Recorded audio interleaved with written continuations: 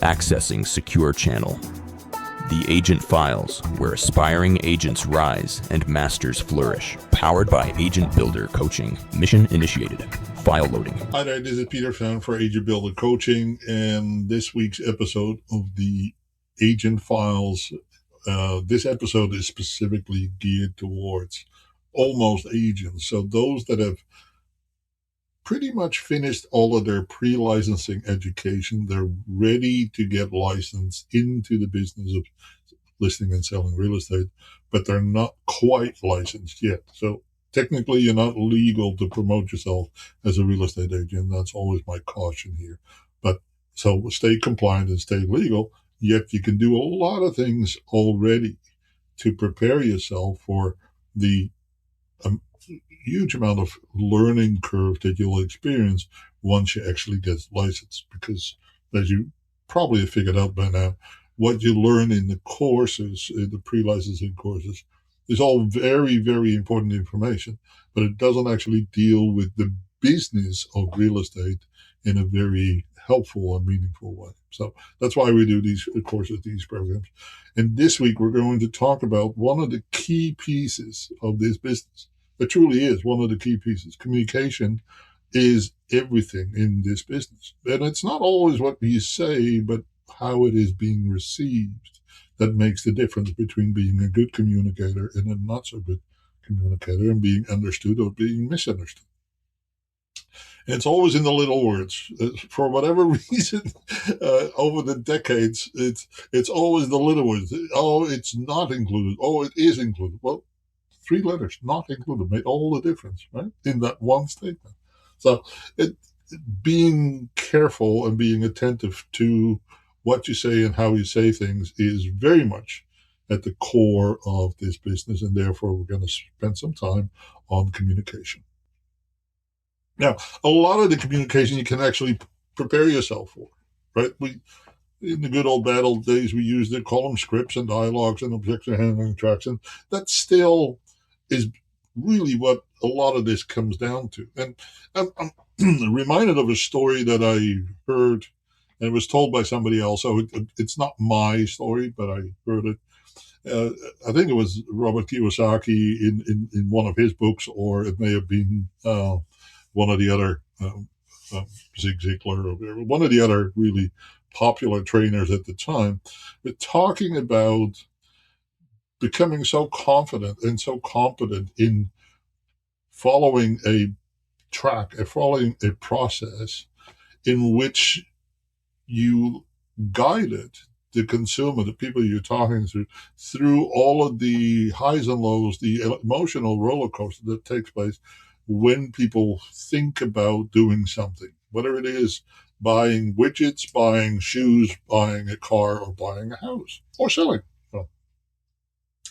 And the story goes that at the time that encyclopedias, this is how old the story is, because who in their right mind would now buy an actual printed version of an encyclopedia?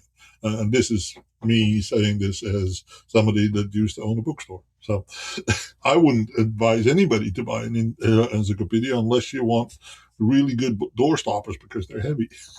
Anyway, but at the time, the Encyclopedia Britannica was the gold standard in encyclopedia, certainly in Europe and Great Britain, of course.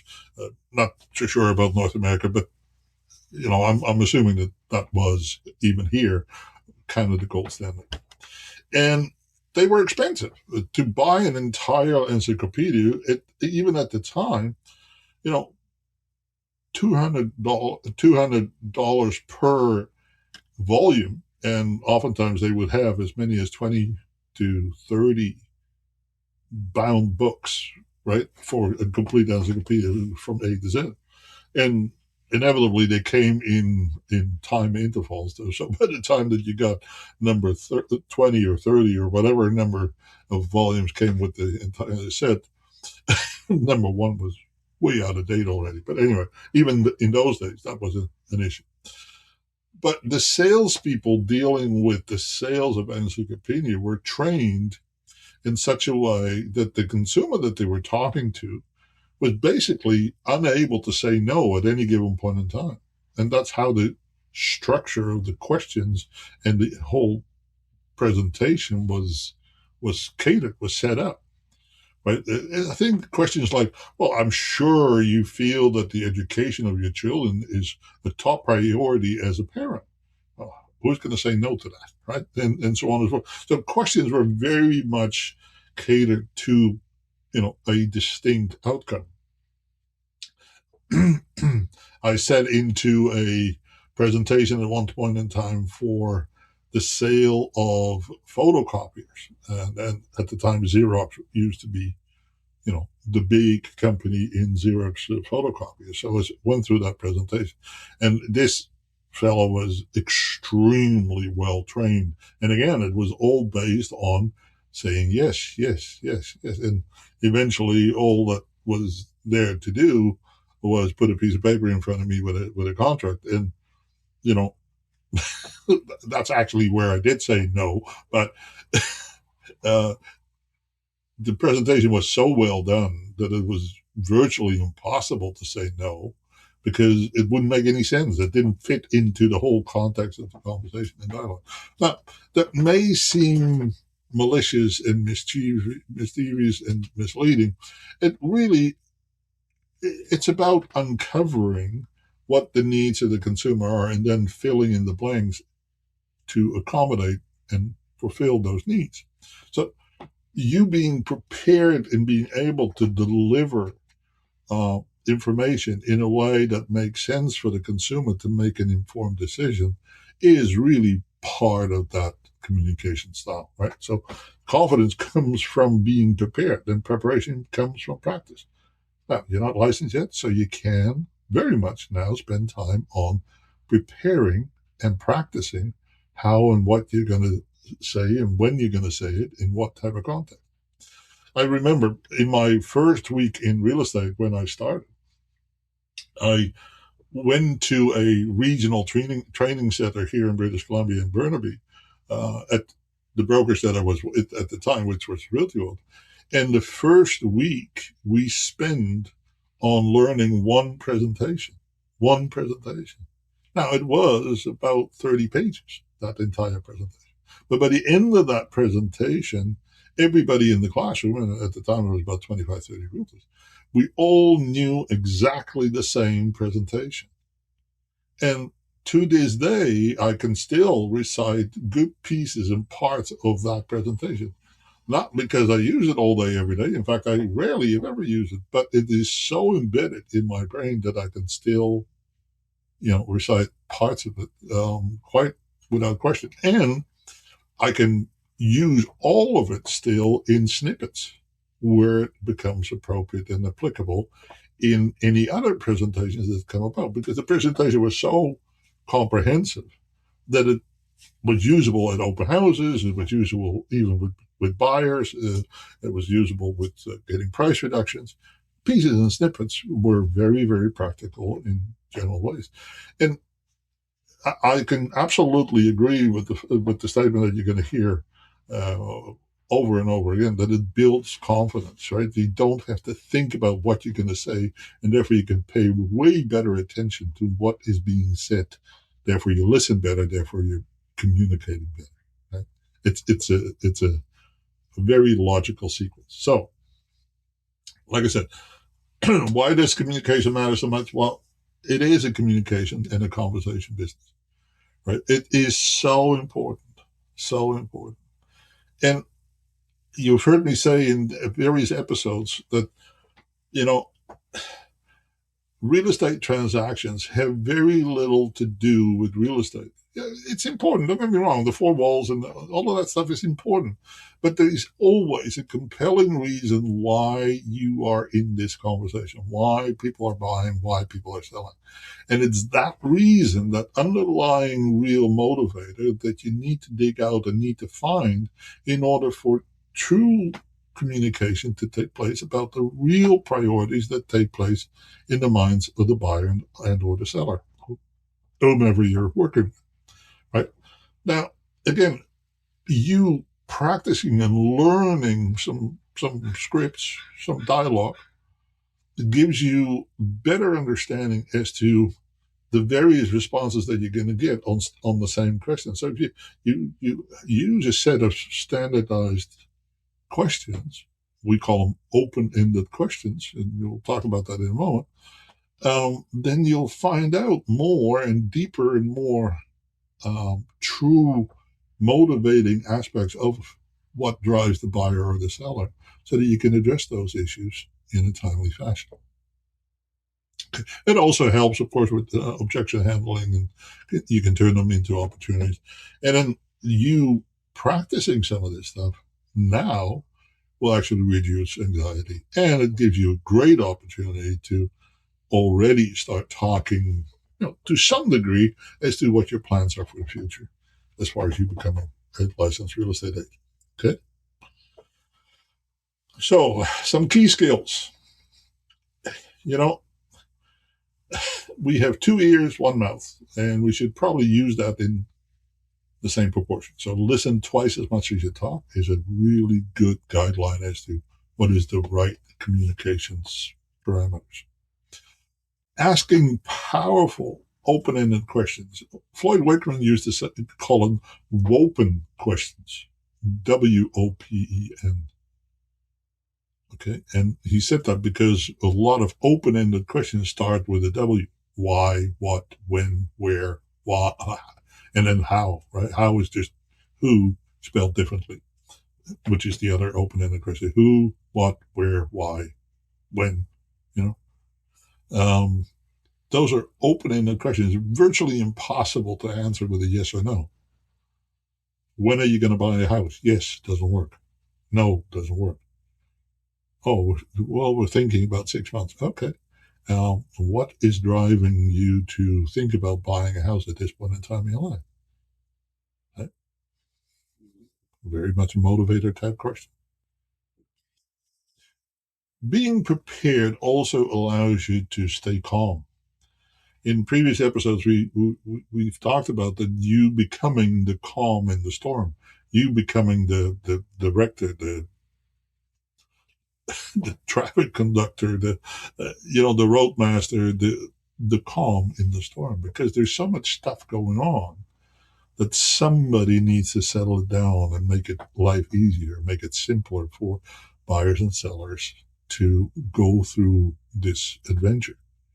And sometimes, all the other stuff that goes on in people's lives is taking a dominant role, and the actual buying and selling takes a secondary role. And so a lot of the decisions are being influenced by high stress, high anxiety, and very powerful emotional reactions that actually don't have anything to do with the transaction.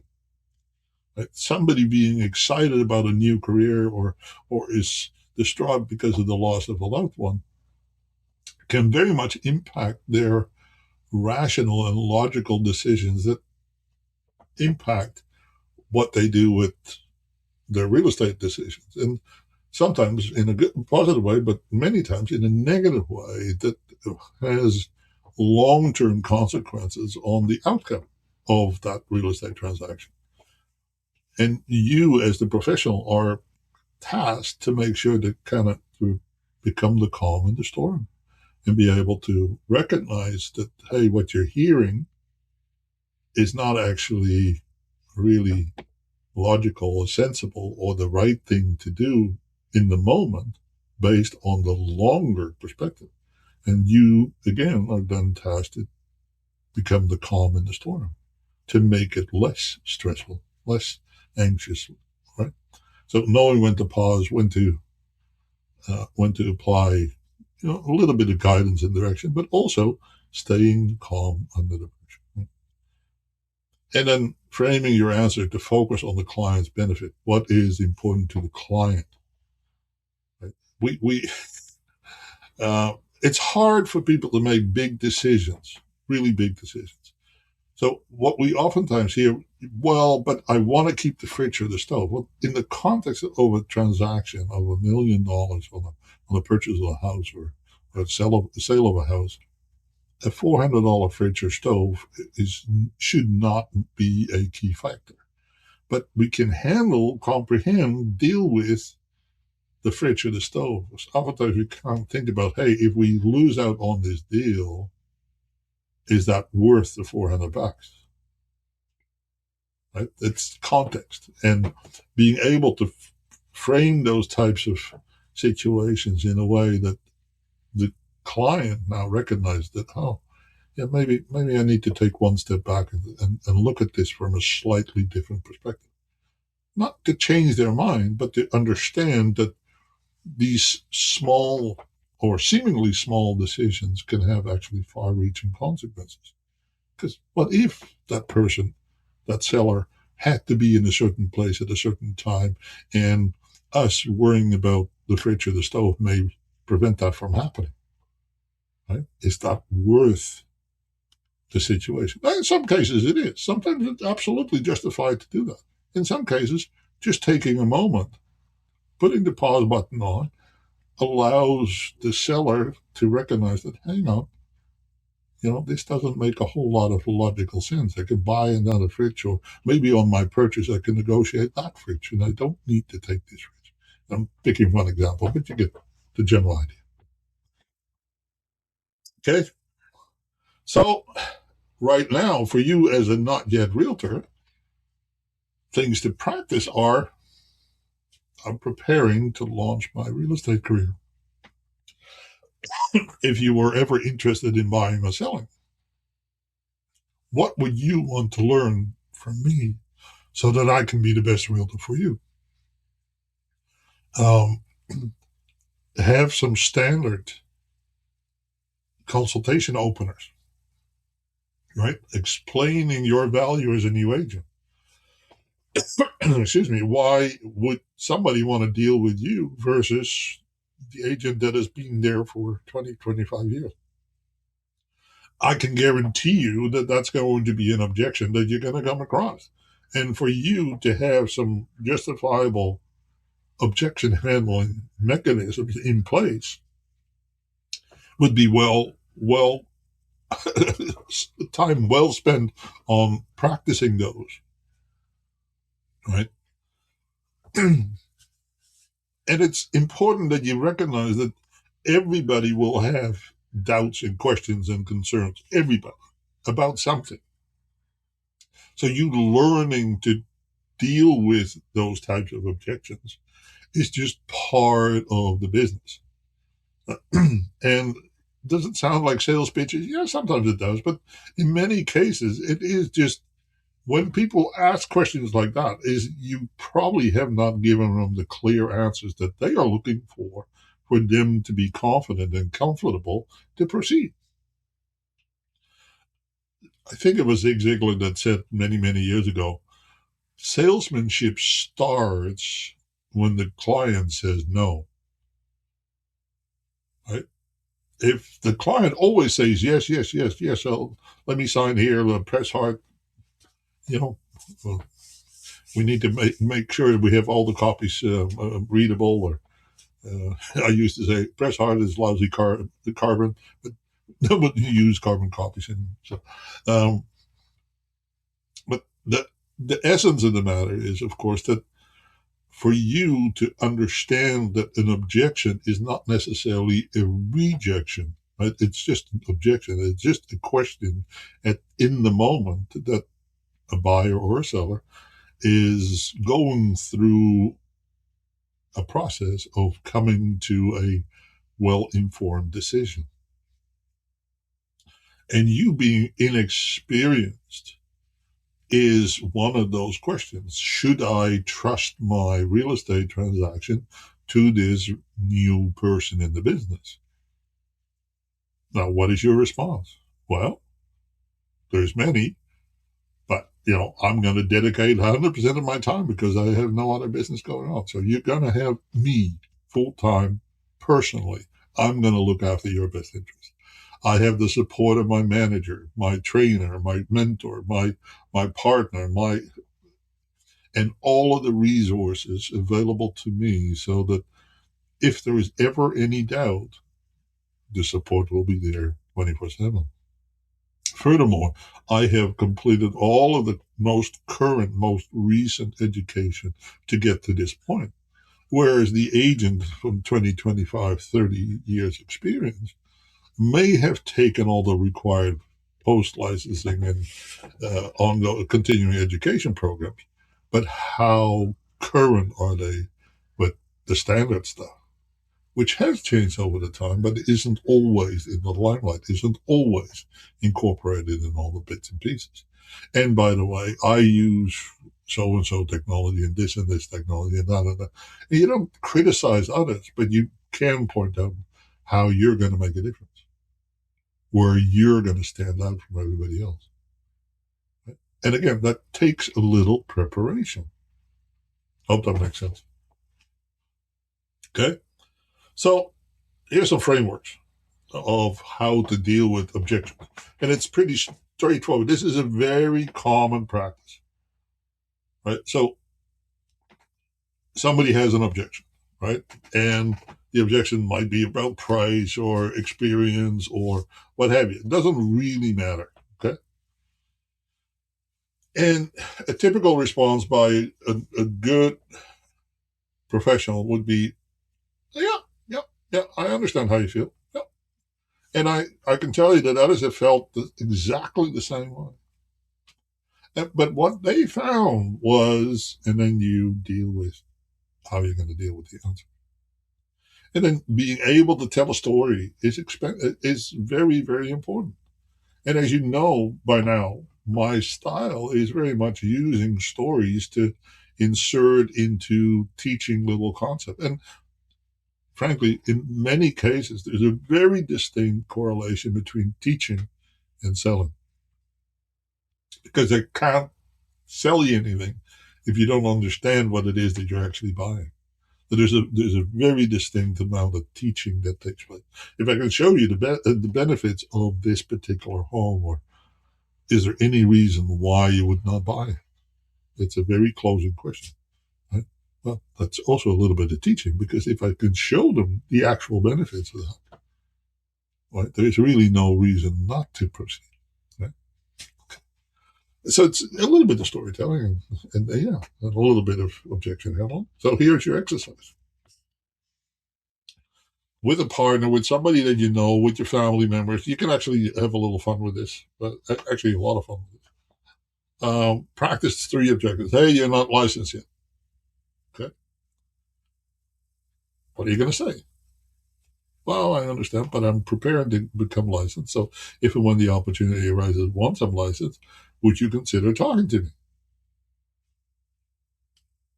If they say yes, okay, well, I really appreciate it. And, how can I be in touch with you to let you know that I'm now licensed, and maybe have a cup of coffee together.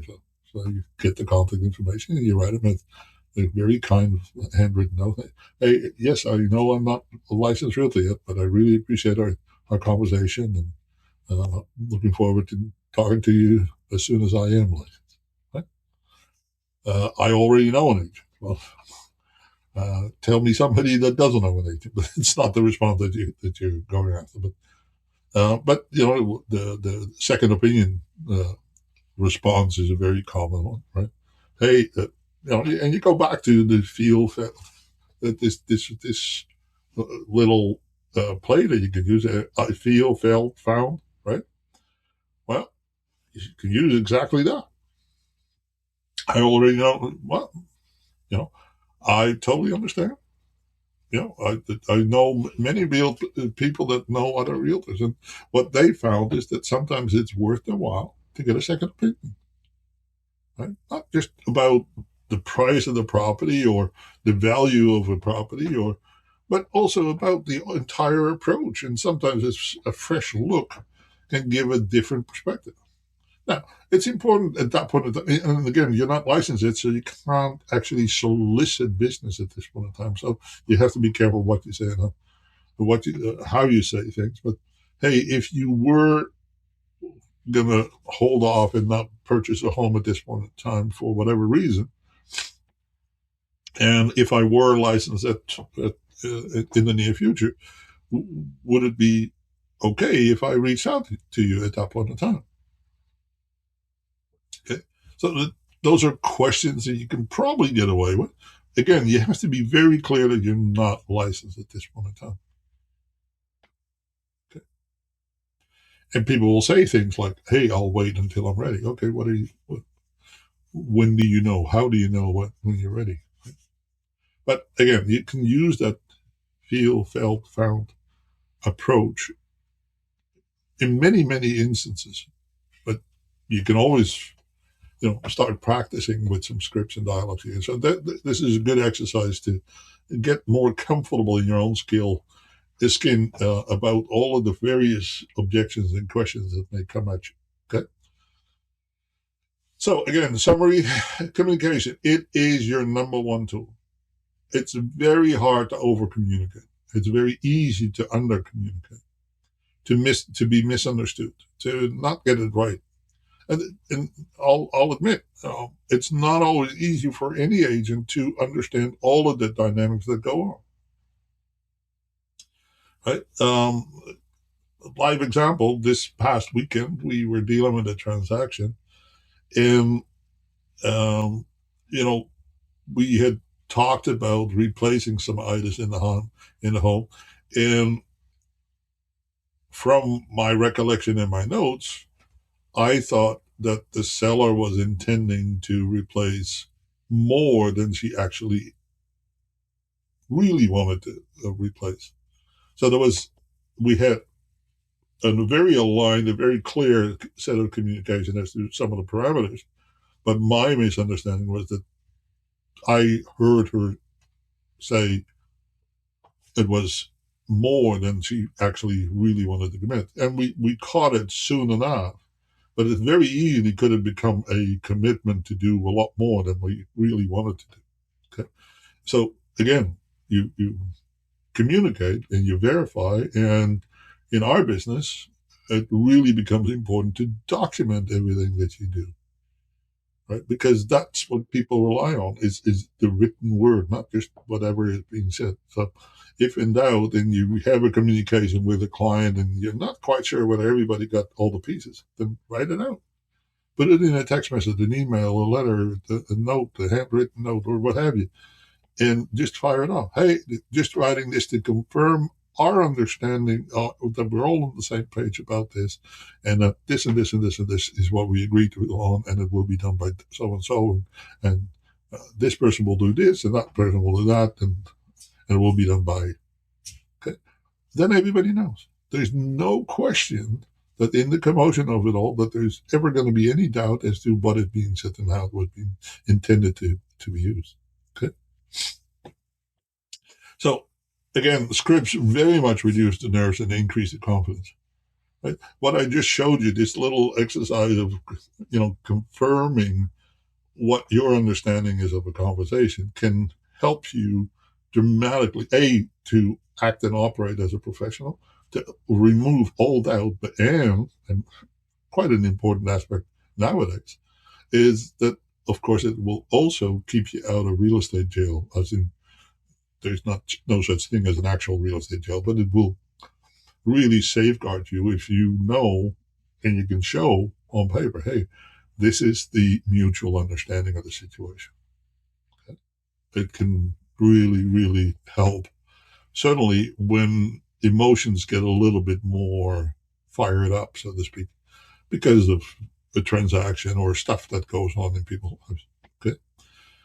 Now, objections are opportunities. They're not actually rejections. They are truly opportunities, because when somebody says, well, I got to think about it, or they're not paying me enough. Okay, so what is enough? That, just by changing the dynamics on it, well, what price would you sell at? Oh, okay. Well, maybe we can structure it in such a way that that's possible. That's doable. Okay. And now actually is a really good time to start talking about these things. Now there are some titles of books that are at the end of this presentation, but I'm going to suggest to you, if you have kids, particularly if younger kids that are really good at negotiating, because trust me, kids are much better at negotiating than we are. Mainly because they haven't kind of figured out that rejection could be painful. They don't care about rejection. They just want to get whatever it is that they want to get. So they're going to ask and ask and ask and ask. And so let them.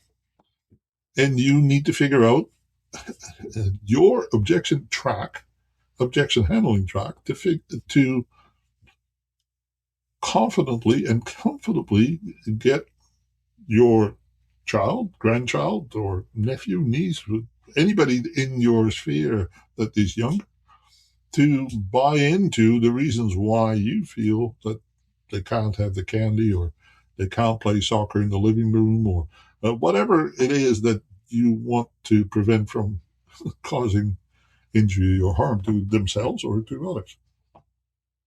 Okay. And you can have a little bit of fun with it. And by the way, you can also use it in business and in stores. I mean, my wife always gets embarrassed when we go shopping for something, particularly in cases where they're higher ticket items. And you go to any kind of store, my typical question is that the very best price that you can do? And you'd be surprised how often I get a discount, right? Just by asking, because nobody else asked. I was in a cellular phone. The guy went all the way back and talked to the manager, and they came up with 2 or 3 different options, and guess what? I saved myself 15%, right? Just for the ask. So I will continue to ask. All right, here's some action items. Memorize 3 compliance-safe sphere of influence introduction scripts. Hey, my name is Peter Fan. I'm just about to enter the world of real estate. If you were looking for real estate services, what is important to you as far as services that you want to receive from a real estate agent? Right? Just a little survey type thing. Do some role plays about objections with a peer, with an experienced agent, with your mentor, with your coach, with your sponsor, with your spouse, with your kids. Just practice. Right? Record yourself on video. Right? It's really quite an eye-opener. In the beginning, you're going to be really uncomfortable about that. It's okay. Right? You might actually use some video later on in your marketing, in your presentation. So getting comfortable with being on camera is not a bad thing. Okay? After a few days doing that, it becomes like second nature, and it's okay. It's never going to be perfectly comfortable, but it doesn't have to be as complicated as people make it out to be. Okay? And then create some simple scripts, right? A binder with standard responses, standard scripts that you want to practice.